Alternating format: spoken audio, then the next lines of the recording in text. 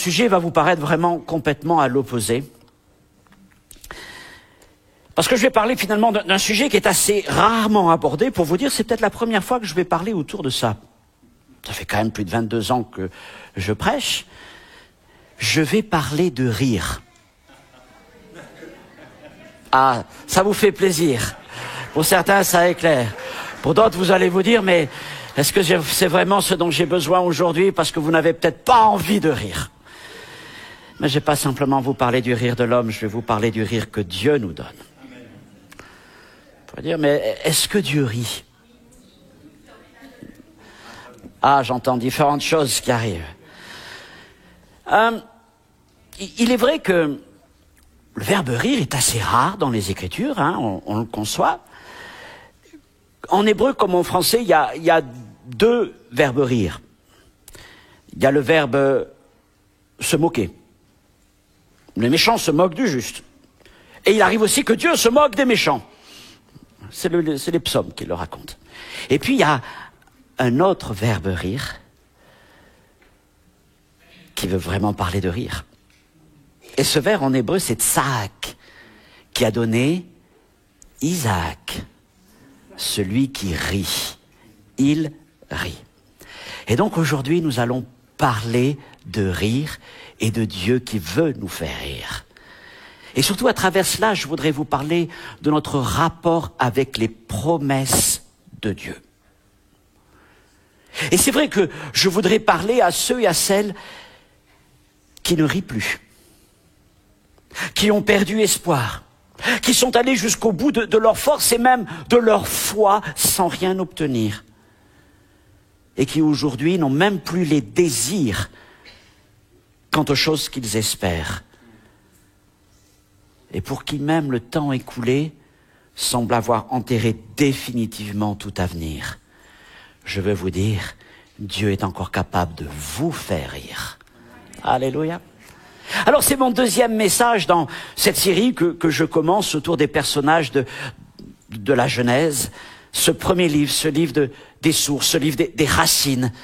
Ce livre qui nous parle de ces hommes, de ces femmes qui ont commencé à marcher avec Dieu, qui ont commencé à découvrir le caractère de Dieu. Ce sont des choses anciennes, très anciennes, mais ce qu'ils ont vécu demeure. Et ce qu'ils ont vécu nous enseigne pour nous aujourd'hui. La semaine dernière, nous avons parlé d'une première femme, Agar, et aujourd'hui nous allons parler d'une autre femme, Sarah. Et le titre de ce message, c'est le rire de Sarah.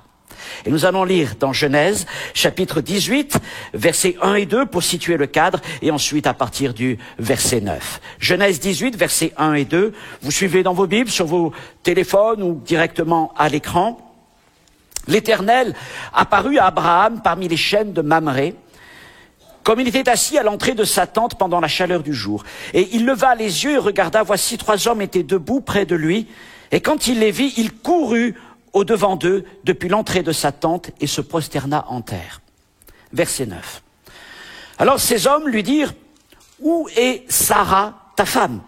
Et il répondit, « Elle est là, dans la tente. » Et l'un d'entre eux dit, « Je reviendrai vers toi à cette même époque, et voici, Sarah, ta femme, aura un fils. » Sarah écoutait à l'entrée de la tente qui était derrière lui.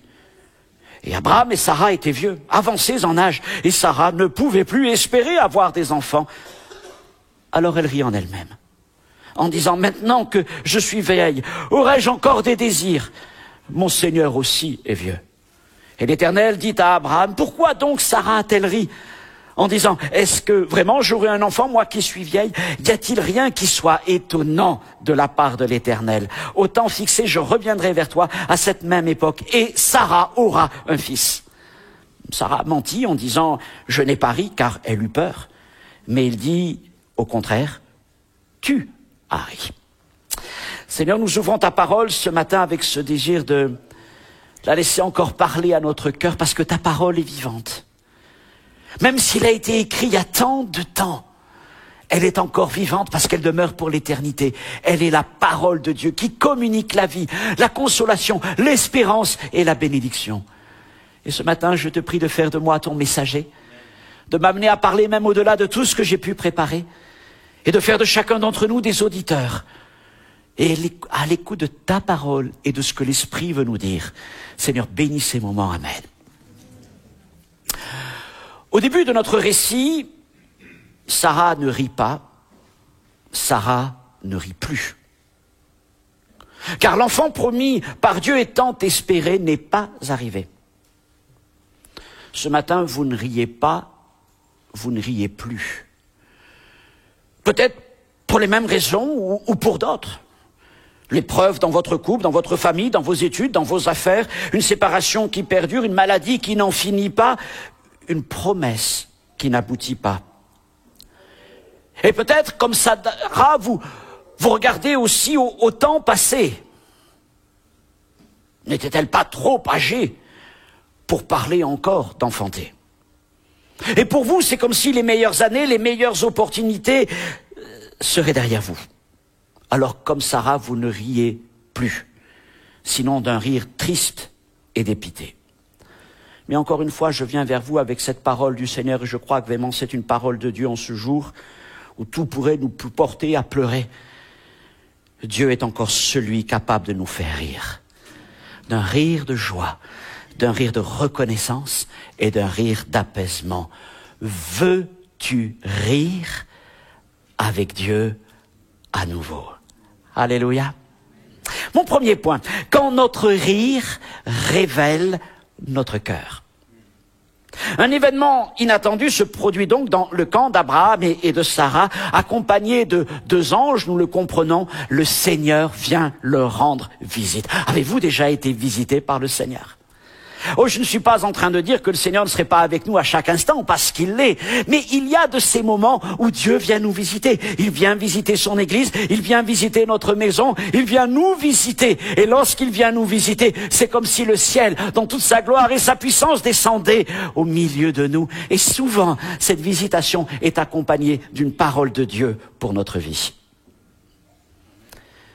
Mais dans cette famille-là, quand il y avait une visitation de Dieu, généralement, c'était à Abraham que Dieu s'adressait. Mais ce jour-là, c'est Sarah qu'il visite. C'est Sarah qu'il veut rencontrer. Les trois visiteurs sont venus premièrement pour elle. Car Dieu ne considère pas Sarah comme un agent de seconde classe dans l'accomplissement de son projet. Parce que c'est elle qui devrait porter l'héritier des promesses de Dieu. Oh, il y a des choses qu'Abraham pouvait faire. Et il y a des choses que seule Sarah pouvait faire. Et mon frère, ma sœur, j'ai là une pensée peut-être pour l'un d'entre nous ce matin. Tu dis, ah mais voilà les Abraham, voilà ce sont eux que Dieu utilise. Oui, seulement, mais Dieu t'a préparé pour une œuvre que toi seul peux faire. Tout comme il n'y avait que Sarah qui pouvait enfanter l'enfant de la promesse. Eh bien, il n'y a que toi qui peux porter la promesse que Dieu a en réserve pour ta vie, pour ta famille, et même pour son œuvre. Et peut-être es-tu comme Sarah. Généralement, tu n'es pas celui ou tu n'es pas celle, c'est vrai, à qui Dieu s'adresse en premier. Tu entends les promesses, mais c'est comme si elles ne venaient pas à toi directement. Toi, tu es participant de la promesse, mais tu es comme en retrait, comme Sarah en retrait. C'est comme si c'était toujours à Abraham que Dieu parlait. Toi, tu es là, tu écoutes, tu participes. Tu n'es pas celui ou celle qui vient donc en premier. Sauf que ce jour-là, c'est à Sarah que Dieu veut parler. C'est pour elle qu'il a une parole particulière. Et aujourd'hui, c'est à toi que Dieu veut parler. Non pas à Abraham, mais à toi, dans ce lieu ou chez toi. Alors cherchons Sarah. Où est Sarah? Eh bien, Sarah est en retrait à son habitude. Puisque d'habitude, c'est pas à elle qu'on vient chercher. C'est pas à elle que Dieu s'adresse. Alors, elle est là, sous la tente. Abraham lui a demandé de préparer un repas afin que ces messieurs puissent manger ensemble. Et elle attendrait. Et toi-même, où es-tu? Où es-tu dans ta vie et dans ta relation avec Dieu? Comme Sarah en retrait, en disant mais je suis à ma place, je suis dans mon quotidien et dans tout ce que je dois faire. Et souvent c'est assez terne, c'est assez douloureux, mais je suis là. Et je voudrais te dire ce matin de la part du Seigneur, aujourd'hui c'est à toi que Dieu parle. Sors de ta tente. Sors de ta tente. Viens au devant, viens vers le Seigneur, parce que Dieu a une parole pour toi. Et donc, se tenant à l'entrée de la tente, Sarah entend la parole que le Seigneur adresse à son époux et à elle. « Je reviendrai vers toi à cette même époque, et voici Sarah, ta femme, aura un fils. » Et c'est alors que quelque chose de particulier se produit. Le texte dit que Sarah se met à rire en elle-même, elle se met à rire intérieurement. Pourquoi rit-elle ? Parce qu'on comprend, ce rire est particulier. Et il y a peut-être quelque chose d'assez presque blasphématoire dans ce rire. N'est-elle pas consciente de qui sont ces personnages qui viennent visiter le camp ? Elle a bien compris qui est là. Elle a bien compris que ce sont c'est le Seigneur est accompagné de ses anges. Alors comment ose-t-elle rire devant un message qui n'a rien de risible ? Du coup, quelle est la nature de son rire ? Et on le sent, il y a quelque chose de nerveux dans ce rire. Un rire un peu étouffé, un rire ironique, peut-être un rire moqueur. N'est-il pas, au fond, le révélateur de ce qu'il y a dans son cœur ? En un instant, elle résume des années. Et dans son rire, il y a tout ça qui s'exprime depuis des années. Elle suit Abraham et elle l'écoute parler de ses rêves et des promesses de Dieu. Combien de fois l'a-t-elle entendu raconter ses visions d'une descendance plus nombreuse que les grains de sable, plus nombreuse que les étoiles du ciel. Et j'imagine qu'au début, elle y a cru, elle a aussi espéré et elle guettait les signes d'un enfant dans son ventre. Mais mois après mois, la déception était chaque fois plus cruelle.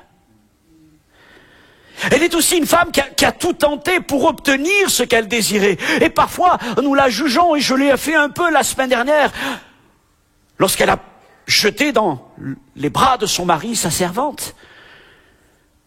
Et ce désir de vie, ce désir de voir un enfant, de serrer un enfant, l'a amenée dans cette situation-là. Elle espérait tant voir la promesse de Dieu, et on peut la comprendre quelque part.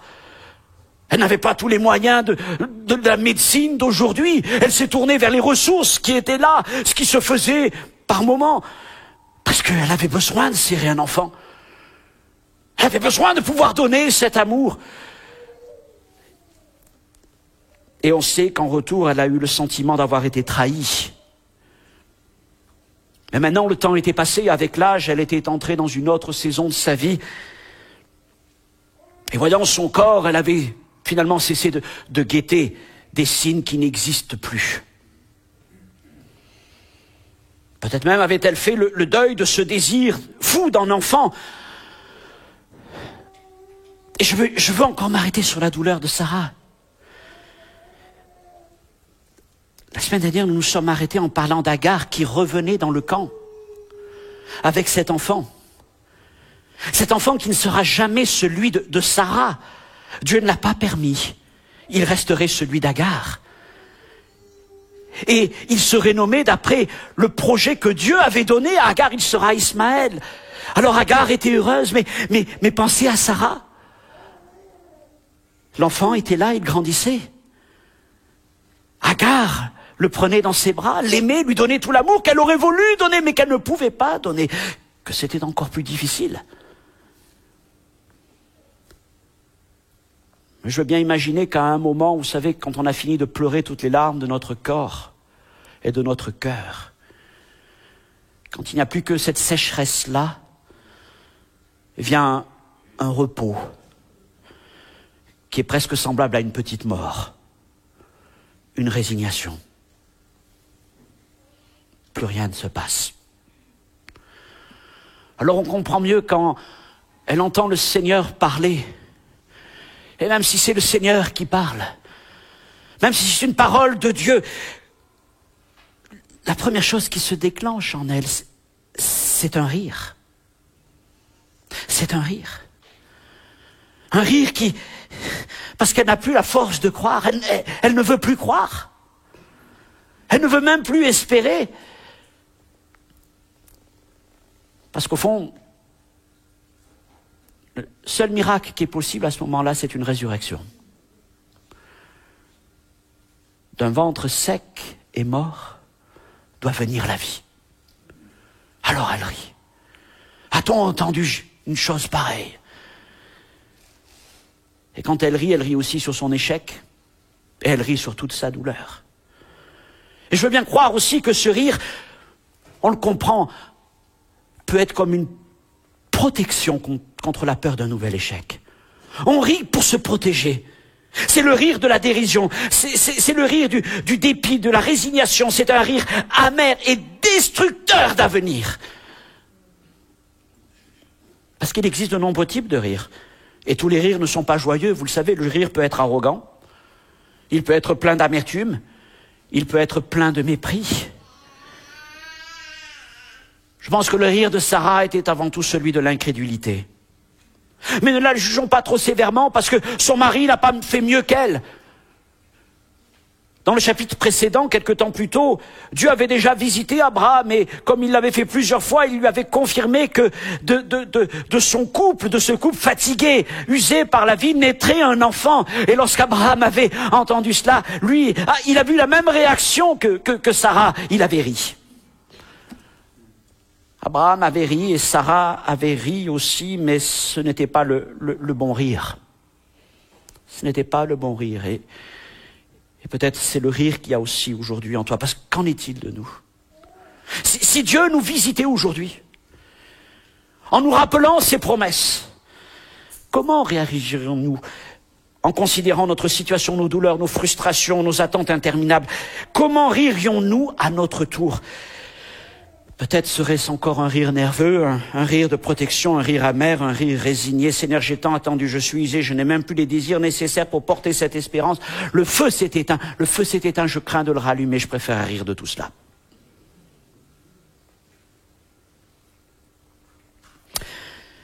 Le rire de Sarah n'avait rien de bruyant, il était certainement très étouffé, elle rit en elle-même. Mais le Seigneur l'entendait. Il entendait surtout son cœur. Dieu entend nos cœurs, nos soupirs, nos larmes, nos rires. Et qu'entend-il lorsqu'il nous parle d'espérance, de promesse, de délivrance, de récompense, de bénédiction? Voit-il encore monter en nous les désirs, non pas ceux de la chair, mais ceux de la foi? Lorsque Dieu nous parle, est-ce que sa parole trouve encore cet écho de la vie en nous? Ou alors, lorsque Dieu nous parle, c'est plutôt un rire de dérision, un rire de désillusion, un rire de peur. Et de dire, Seigneur, ça là, c'est trop tard. J'ai plus les forces. J'ai même plus l'envie, j'ai même plus le désir, Seigneur. Je n'arrive plus à croire. Alors reprise par le Seigneur, elle va lui mentir. Je n'ai pas ri. Mais Dieu ne lui reproche pas. Il va simplement lui rappeler ceci, c'est que l'accomplissement des promesses de Dieu ne dépend pas de nos forces ou de nos désirs, mais de lui seul. Et Dieu n'est limité ni par la biologie, ni par le temps qui passe, ou par les désirs ou non des hommes. C'est ce que nous devons entendre, nous aussi. Ce que tu as peut-être besoin d'entendre ce matin, c'est que peu importe le temps passé, les occasions manquées, gâchées, peu importe la perte de nos forces et de nos désirs, peu importe nos peurs, Dieu accomplira sa parole et sa promesse. Dieu veut nous faire rire.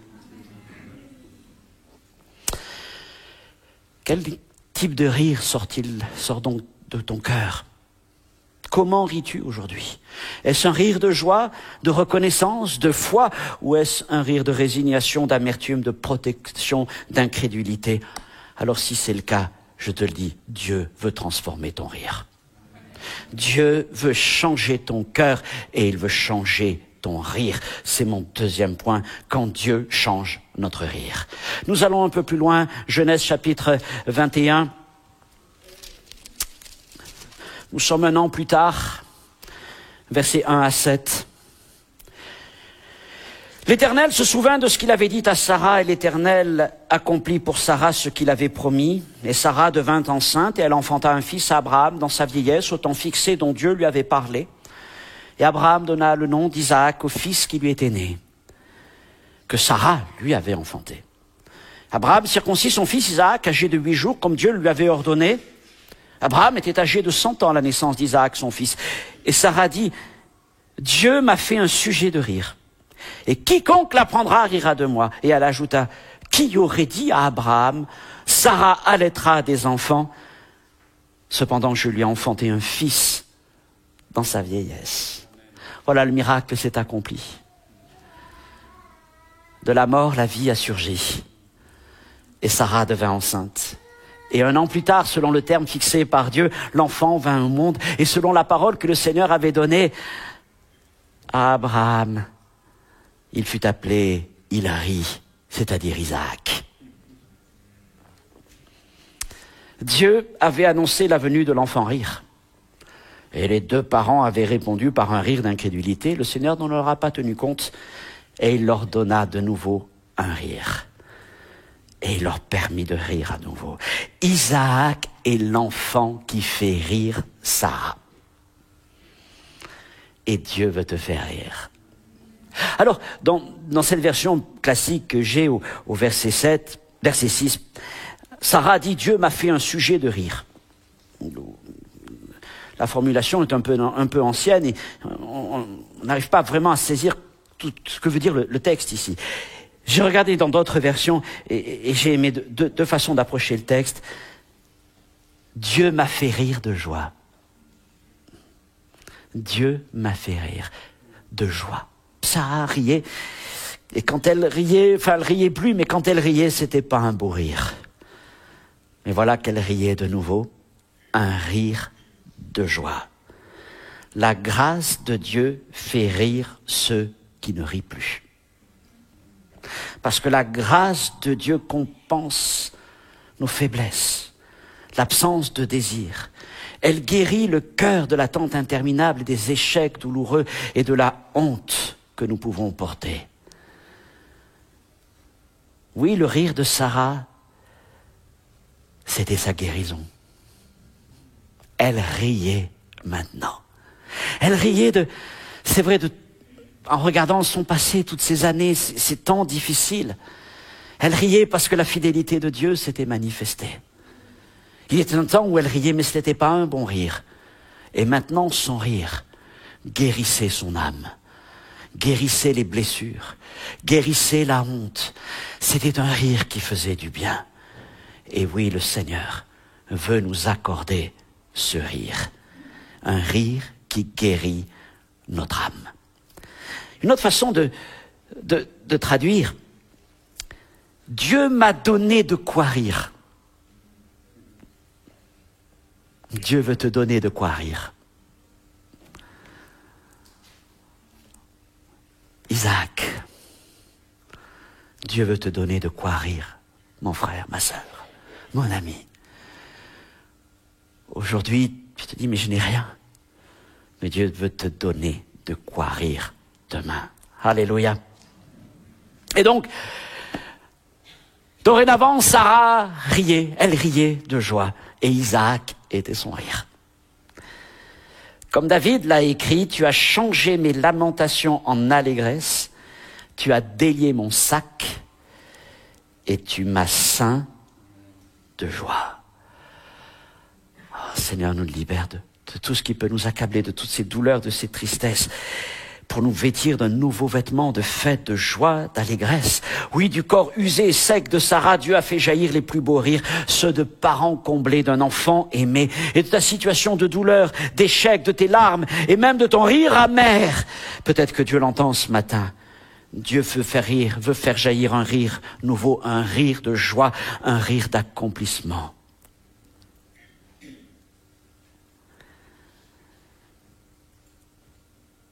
Je veux me réjouir où Dieu te fera rire. Au jour où Dieu te fera rire.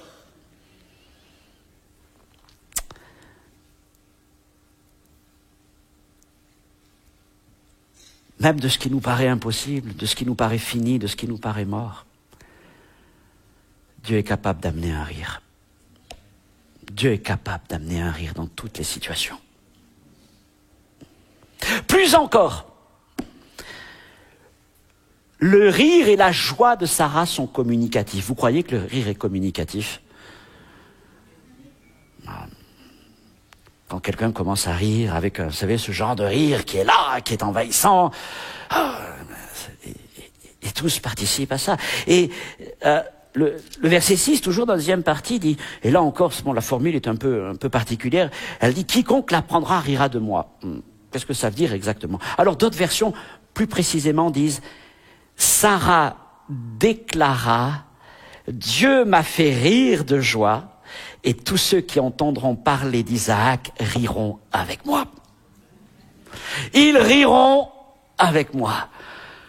En entendant parler de ce qu'est-ce qui est arrivé à Sarah? Qu'est-ce que tu me racontes? Sarah, cette vieille femme, la voilà maintenant enceinte, mais extraordinaire. Et il riait avec elle. Et il se réjouissait de cette grande nouvelle. Sarah rit, Abraham rit, Isaac rit, et tous ceux qui les côtoient rient avec eux. Leur rire est communicatif et partagé.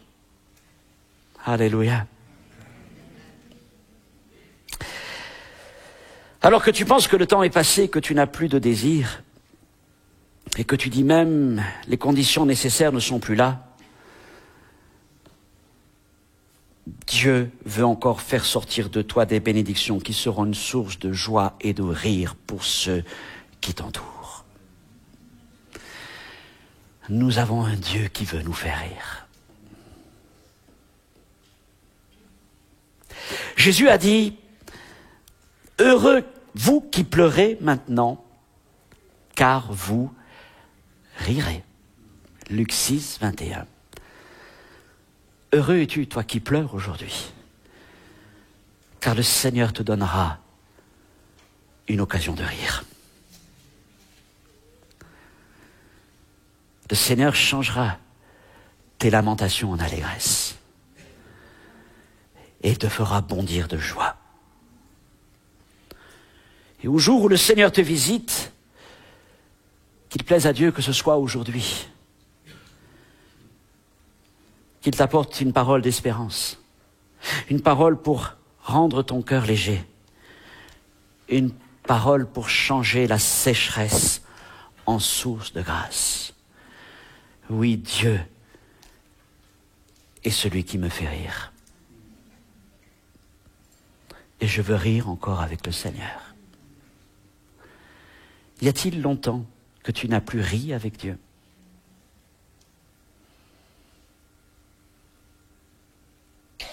Peut-être faut-il du temps pour que le rire vraiment se manifeste. Parce qu'en ce moment, la première visite dans Genèse 18 et puis Genèse 21, c'est vrai, il y a eu toute une année.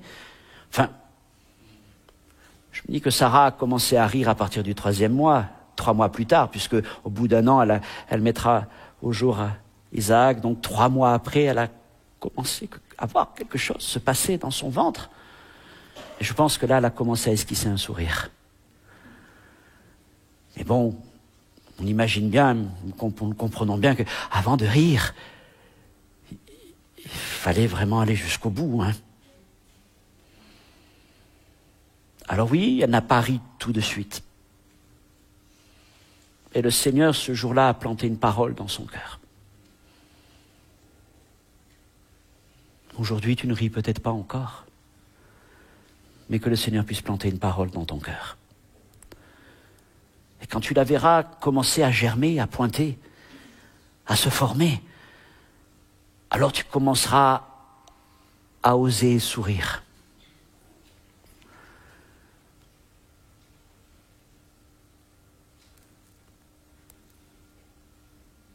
Comme on sourit au jour de la première échographie.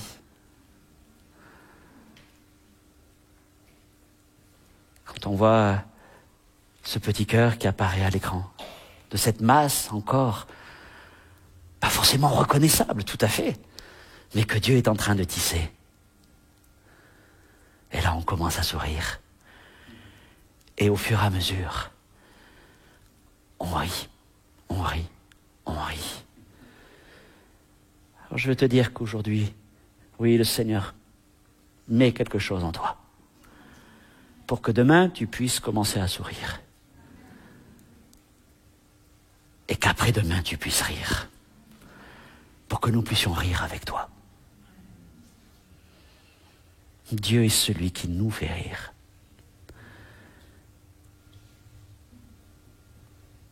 Peut-être cette parole est-elle difficile à entendre, suivant la situation dans laquelle on est. Mais regarde la situation de Sarah. Qu'avait-il à espérer? Mais Dieu a agi. Et je crois que le Dieu de la Genèse est encore le Dieu d'aujourd'hui. Veux-tu rire? Veux-tu rire? Et j'ai envie de dire aussi, mes frères et sœurs, rions avec Dieu. Parce que parfois on peut avoir l'impression que la vie chrétienne, il ne faut pas trop rire.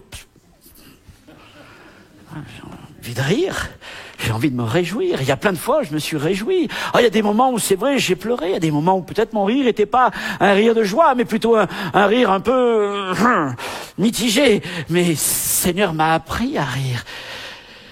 Et que ça fait du bien de rire avec le Seigneur. Alléluia.